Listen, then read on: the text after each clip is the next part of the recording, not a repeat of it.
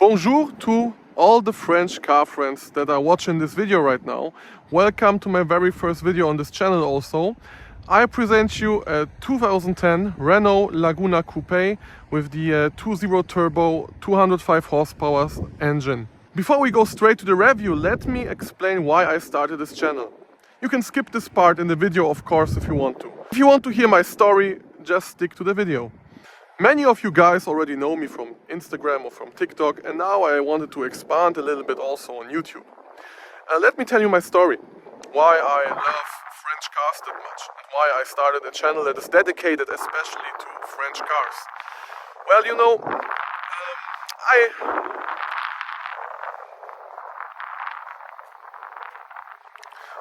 back in the 80s, my grandfather emigrated from Poland to Germany due to some political circumstances, like communism, etc., etc. We are not here to talk about politics, but let me explain it. And they fled the country because they wanted a better life for their kids in another country. And the very first Western car that my grandfather used to drive was a Renault 18.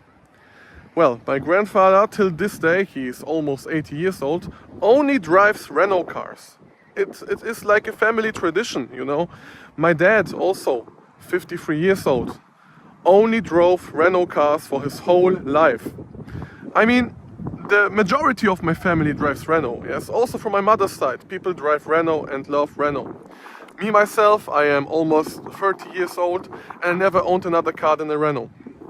I really love this brand and it means a lot to me. It isn't just a vehicle to get you from A to B or some cheap French brand for me. For me, it's a brand that screams tradition. It is a brand that is deeply rooted in my family history. And that's why I love this brand so much, and that's why I decided to start all those channels where I can film and show you some stuff and show you also how underrated French cars actually are.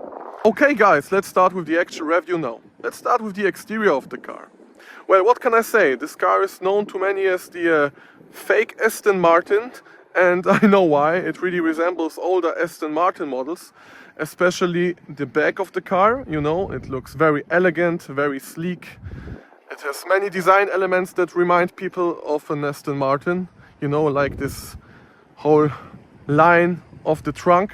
This area here, it looks very sleek, very elegant, and excuse me, the car is very dirty.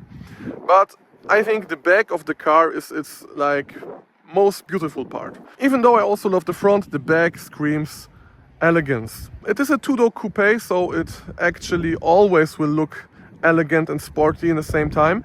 But this car really has a nice line, you know. This car isn't stock, it is lowered actually. A little bit lowered, not that much, but a little bit. I think it fits the car very well. So, the side profile looks very nice, the chrome is great, I think. The rims are stock rims, they aren't in the best condition. I'm planning to put on other rims soon. So, once we saw the side profile, and excuse me, I'm a little bit nervous because this is my very first YouTube video where I speak also. Excuse this, and I hope you will stick around and leave a like and a follow. A subscription, I think it's called on YouTube. I would appreciate it. I will do much more stuff about French cars in the future. Okay, what can we say about the front? Many people think this is the weakest part of the car. Well, while I can, you know, accept this idea that the car isn't the most beautiful from the front, I have to add that it looks kinda Italian from the front. Somehow it reminds me of a nice Alfa Romeo or a Ferrari or something like this. I think it's very sleek. It's again very sleek. There isn't much going on. The headlights actually look nice. I don't know why people have problems with them. The grille also is nice. I mean it's chrome. Many people don't like chrome. They want it all, you know, blackened. But in my opinion, it's actually perfectly fine just the way it looks. And I'm not telling you this because it's my car actually, I'm telling you this because I think this car isn't treated with justice. Many people are hating on the front, while I really don't see any problem. Of course there are cars that have maybe nicer lights, maybe they have like a more aggressive looking grille. Some people say it reminds them of a frog. For me it simply looks perfect. And again, it's not stock. The front spoiler lips are from Elia. Okay guys, let's move on. Let me show you the trunk and the space inside. As you can see, it isn't the biggest trunk you can imagine, but it is a two-door coupe, and believe me, there is enough cargo space for a whole family, you know? It's enough for a whole family. If you have one kid or two kids, you can make a nice weekend trip with your family. And let me show you one thing that is really special about this car. Here you see a lever. When you pull this, the seats fold nicely and you have an even cargo space. Again, this is my very first video, so be patient with me. I will get better, I promise. Of course, the car is equipped with the keyless go system, so whenever I move back from the car far enough, it closes the doors automatically. And whenever I move to the car and want to open it, I simply put my hand here in the handle and it opens up automatically. So guys, let's move on to the interior. As you can see, nice frameless windows, very nice, as it should be in every coupe. There's actually a butterfly. It's a butterfly that entered my car. Thank you, little guy, but I want you to leave now. Okay, I helped the little guy and now we can start with the interior review, right? So guys, this is the GT trim, not the famous Monaco GP trim. It is fully equipped. You couldn't order any more stuff. It has like heated seats and all the stuff you need. Back in the days, you know, cars weren't that equipped as they are today. It is the only version, the 2.0 turbo 205 horsepower version, that actually has a manual gearbox. And let me show you a little bit more of it from the inside. The car is fully equipped. The only thing missing actually is the sat-nav. But I'm honest with you, nowadays you wouldn't even use this sat-nav. In modern cars you use Apple CarPlay or Android Auto. The seats are actually very nice, as you can see. Nice color, nice stitching, it's perfectly fine. In this generation of the Laguna, Renault really tried to improve on the interior quality. As you can see here, it's actually very soft, everything is very soft. This part is also soft, and even this part till down here, it isn't like, you know, it really feels very solid. The steering wheel, many people argue it's not that beautiful, but it has perforated Napa leather, so it feels very good in the hand. It is also flattened down here, so you get the more sporty, aggressive look. You have some nice features here, like this cup holder. If you put your drink inside and have the air condition turned on, it cools your drink. That's great. I love the radio area. Here you have some storage. Here also. And the armrest. You can also fit some stuff inside, even though it's not the biggest one. Another very nice feature in this car is that the seats move forward automatically, electrically. So it is kind of premium in a not premium car. I won't show you how I sit in the back, but believe me, it's not the best car to sit there. Especially if you're over 185, 86, something like me. It won't be comfortable for longer trips. You can drive around there for shorter trips, and children also have much space here, but not for adult persons. You even have a small armrest there, which I won't show you now because it will be a little bit too hard, but I'm pretty sure you guys forgive me. Okay, let's move on to the most important part, which is the engine. It's very windy today, I'm very sorry guys. I will show you the engine in a moment. Yeah, let's do it like this. And there we go. This, my dear friends, is one of Renault's best engines ever produced. The 2.0 turbo F4RT engine. It is very reliable, it is very tunable, and it is very fast. I didn't expect a rather huge mid-size coupe to be that sporty. It feels really great. The car has enough torque. The engine runs smoothly. I am very happy with it. And the only thing that might be problematic if you drive sporty very often might be the fact that it needs a little bit of gasoline. Okay, so you have to get used to driving it around with 11 to 12 liters per 100 kilometers. This particular car is in a very good condition, and if you want to see how it drives, stick to the video. We are going to drive it a little bit from my point of view perspective. Okay, my friends, so let's start the car up. Very nice. And let me show you how the car drives.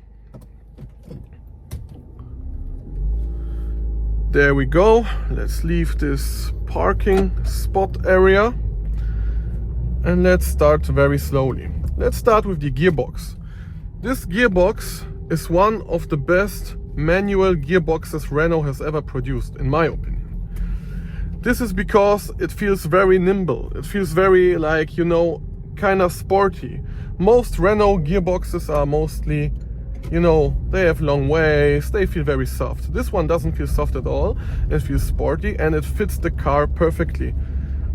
This is also the reason why I decided to go for the 2.0 turbo engine, because this car also was available with the mighty 3.5 V6 and was also available in the Nissan 350Z, or with the very nice Renault 3.0 DCI V6 engine, which is very powerful, very torquey and very reliable. I wanted the car with the manual because it fits the character of a nice coupe the best. So if you are planning to buy a car like this, try to find a nice 2.0 turbo with the manual gearbox. There was also a version of the 2.0 turbo engine with 170 horsepower, which you could get with the automatic transmission, but I wouldn't really tell you to go for this automatic transmission. Yes, this car really needs this manual. Oh, there's a little bit of traffic there, so I will continue with the video after we move past those guys, okay? I will cut here. So guys, let's move the time in traffic so I can tell you a little bit about the 4Control system with which the car is equipped. The 4Control is a all-wheel steering system introduced by Renault in 2008. The first car that was equipped with this system was the Renault Laguna 3. And it helps the car a lot with stability. If you're driving over 60 kilometers per hour, the rear wheels steer in the same direction as the front wheels, okay? And if you are driving, like, you know, in the parking lot and are driving slower than 60 kilometers an hour, the car's rear wheels steer in the opposite direction than the front wheels. It really helps a lot with stability, and even though this car is front-wheel drive, you get a little bit like a slidey feeling, which makes it feel, well, much more sporty, I would say. It is really a great system, so if you go for a Renault, try to find a car with the 4Control system. The suspension is very nice, actually. It isn't stock, I have to admit. I bought the car with the Eibach suspension, so it's a little bit sportier. It fits the car very well, but also the stock version feels kinda sporty already. It is a nice mix of sportiness and comfort. By the way, guys, I would really appreciate if you could simply give this video a like, comment what you think about the car, and subscribe, because it's for free and it helps the channel grow, and we can spread, you know, like the word that French cars actually aren't that bad. Okay, so let's move on and talk a little bit about the engine. I mean, sound isolation is very nice inside. You don't hear anything from the engine. If you drive on the Autobahn or Autoroad, or whatever it is called in your country, you might notice some wind noises, but it isn't that bad. The engine, as I already said, is one of Renault's best engine. It really is reliable, okay? It is a reliable engine and it really feels very sporty. I mean, this is a rather huge coupe. It is a mid-size coupe. It weighs a lot, but the engine does its job perfectly fine. It's very torquey. Even in 6th gear, you know, if you accelerate, you get some nice, you know, like feelings in your chest. I don't know how to describe it. It's not real adrenaline like in a sports car, like in a Lamborghini or Ferrari, but it feels nice. It moves great. Yeah, so driving it is a lot of fun. You don't really need more power. The engine is, like, I would say, the perfect match for this car. Of course, more is always better, especially when we talk about engine power. But believe me, if you try it out, you will be happy.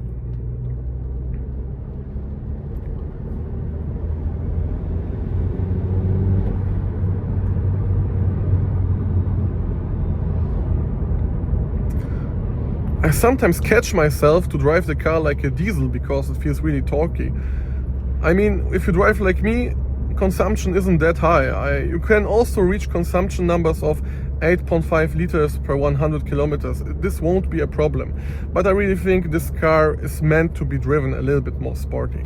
I know it's just a mid-size Renault, but believe me, this car is actually feeling very nice. I'm very sad that they didn't make a RS version of the car.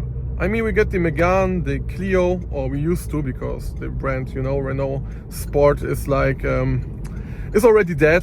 They replaced it with Alpine, which I absolutely love. I love the Alpine cars, but it is a shame that Renault Sport doesn't exist anymore.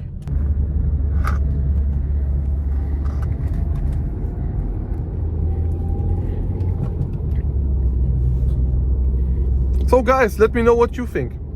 Do you think this car is a good fit? Do you think it is a great car for, you know, a kind of low price? You can get very nice models for around 10,000 euro. I mean, if you are searching for a nice looking, sporty coupe that doesn't scream, you know, I want to destroy everyone on the road, this is the perfect car. It's a perfect fit for families also. And I think for 10K you can't really get any better car. Guys, let me know what you think about this car. As I said, I would appreciate a like. I would really appreciate also a subscription. It's for free. And yeah, see you guys in the next video. I really hope you will stick around and have a great week. Thank you for joining. Bye.